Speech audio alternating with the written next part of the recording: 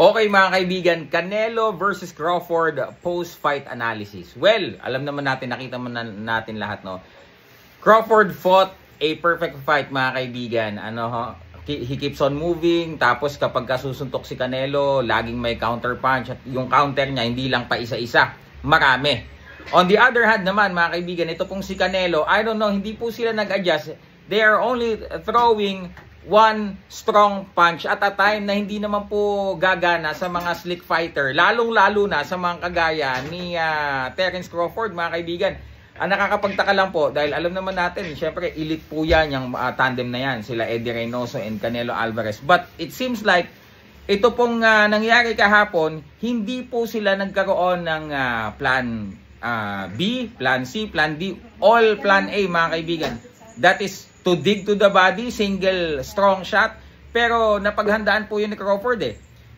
Every time na makikita niya na magbabato na ng left hook si Canelo sa side ng body ni Terence Crawford, nagpipivot na kagad si Crawford. And the fact na bago mag-throw si Canelo ng isang malakas na hook, parang may hint kasi siyang binibigay. Bubuelo muna si Canelo eh. So actually that is an indication na bibira na siya ng isang malakas, which is kitang-kita naman ni Crawford. At hindi lang yon, later rounds pinakita po sa atin ni Crawford na hindi lang sa puntusan, kaya niya ding makipagsabayan.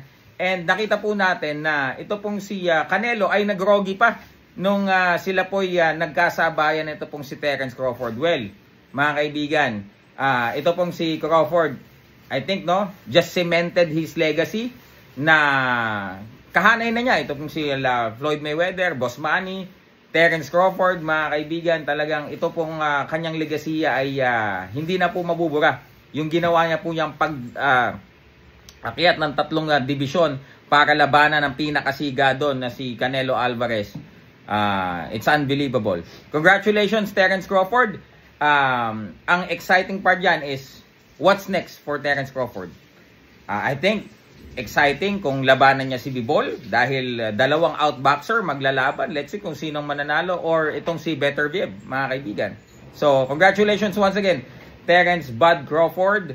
Hanggang ngayon, no one figured out how to beat this guy, mga kaibigan.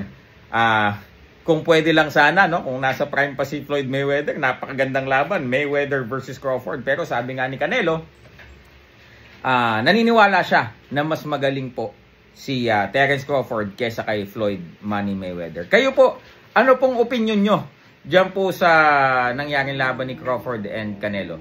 Comment down below mga kaibigan. Ang tanong, tingin nyo, totoo bang mas mahusay pa si Crawford kesa kay Mayweather? Let me know. Comment down below. Silver Voice TV, good day.